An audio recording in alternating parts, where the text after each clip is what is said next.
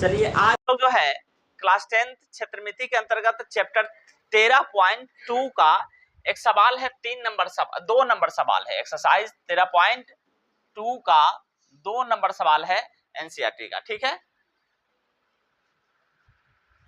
इसमें पृष्ठीय क्षेत्रफल और आयतन का सवाल है।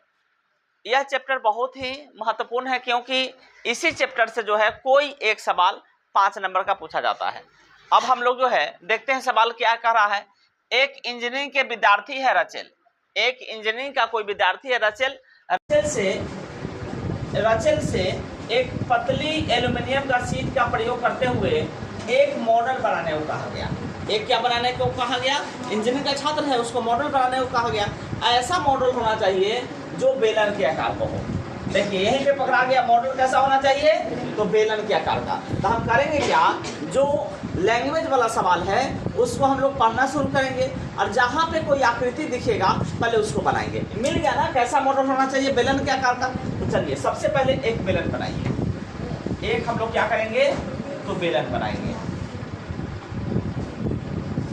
एक हम लोग क्या करेंगे तो आपको सबसे पहले बेलन बनाएंगे। बेलन बन गया। अब देखिए बेलन के आकार का हो। उसके बाद क्या कह रहा है, जिसके दोनों सिरों पर 2 शंकु जुड़े हुए हों। दोनों सिरों पर क्या करना है? 2 शंकु। तो एक सिरा ऊपर है, एक सिरा नीचे है। दोनों शंकु पर एक एक क्या जोड़ देना है? तो दोनों सिरे पर एक एक क्या करना है? तो शंकु जोड़ देना है। तो इस दोनों सिरों पर एक एक हम क्या करेंगे? तो शंकु जोड़ दिए, इधर भी जोड़ देना है। हो गया।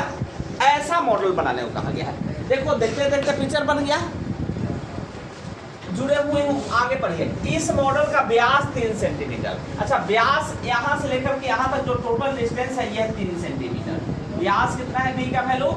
ये है आपको 3 सेंटीमीटर। तो यहाँ से आर कितना आ जाएगा? 3/2 सेंटीमीटर। कोई दिक्कत नहीं। आगे चलिए। और इसकी ऊंचाई 12। ये टोटल जो ऊंचाई यहाँ से लेकर के यहाँ तक की जो ऊंचाई है वो है आपको 12 सेंटीमीटर। मतलब कि टोटल ऊंचाई कितनी है? तो टोटल ऊंचाई है आपको 12 सेंटीमीटर। अच्छा, यदि प्रत्येक शंकु की ऊंचाई 2 सेंटीमीटर, अर्थात शंकु एक यहाँ है, एक यहाँ, पहला नंबर यहाँ, दूसरा नंबर शंकु यहाँ पे है। चलिए, तो शंकु की ऊंचाई यहाँ से लेकर के यहाँ तक होगी। ये कितना है? 2 सेंटीमीटर है। यहाँ से लेकर के यहाँ तक कितना है? 2। इधर भी 2 सेंटीमीटर हो जाएगा। यहाँ से लेकर के यहाँ तक की ऊंचाई 2 सेंटीमीटर। अब बताइए, तो बीच में यहाँ से लेकर के यहाँ तक ये बेलन की ऊंचाई है कि नहीं है? तो बेलन की ऊंचाई कितना आएगा? तो 2 इधर कट गया, 2 इधर कट गया, 2 2 4। अब 12 में से टोटल 4 कट गया तो 8 सेंटीमीटर। बेलन की ऊंचाई कितना हो गया? 8 सेंटीमीटर। चलिए सब चीज निकल गया। तो अब क्या कह रहा है? कब क्या रहा? यदि प्रत्येक शंकु की ऊंचाई 2 सेंटीमीटर हो तो रचेल द्वारा बनाए गए मॉडल में अंतर्विष्ट हवा का आयतन निकाला क्या है? आयतन निकाला क्या है? मतलब कि इस टोटल मॉडल में कितना हवा आ सकता है। अंतर्विष्ट हवा का आयतन का मतलब यही है कि इस टोटल मॉडल में हवा कितना आ सकता है। ठीक है, समझ में आया बात कि नहीं? अगर आ गया तो बस अब जो है इस तरह के सवाल को बनाने के लिए बहुत आसान सवाल होता है। बस समझ में आ जाए पिक्चर। तो अब इसमें आयतन क्या होगा? सिंपल सा बात है, इस मॉडल का आयतन हम लिख देंगे। मॉडल में अंतर्विष्ट हवा का आयतन बराबर बेलन का आयतन और जोड़ 2 गुना शंकु का आयतन। बस आ जाएगा आंसर। समझ में आया कि नहीं आया? यानी मॉडल का आयतन, इसका सॉल्यूशन देखिए। मॉडल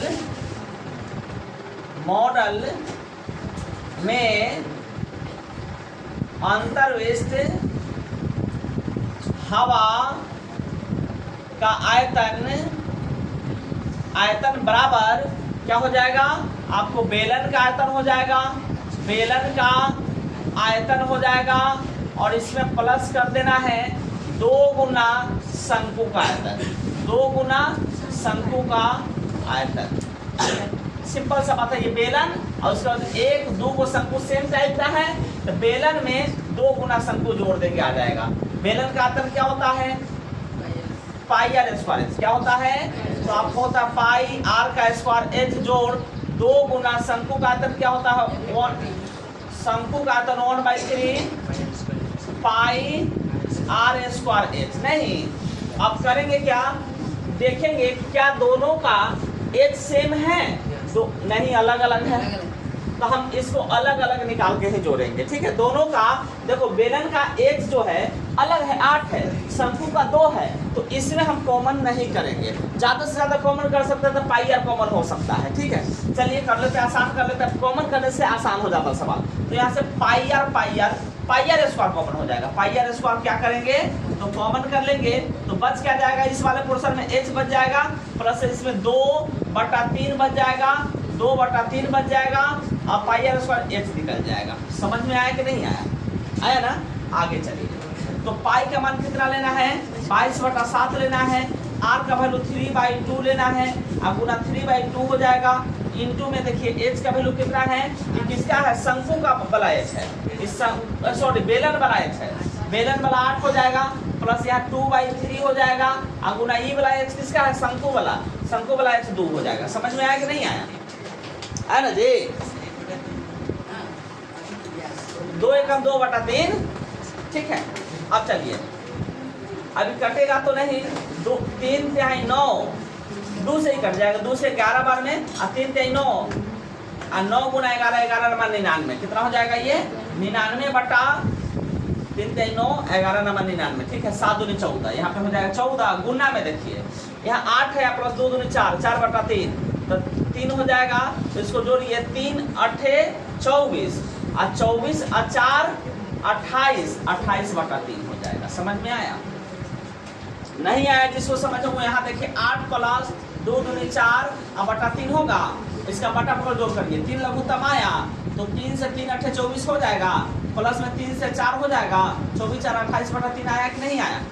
जिन लोगों को समझ में नहीं आया यहाँ पे देखें बटा पर जोड़ है, इसको हम फ्रैक्शन वाला ऐड कर दिए हैं। ठीक है, आगे चलिए, अब इसको कट जाएगा यहाँ से, 14 दूनी 28, तो 99 दूनी 198/3, और ये बराबर 3 छके 18, और 18 1 पर 8, और 3 छके 18, यानी 66 सेंटीमीटर क्यूब आपको आंसर आया।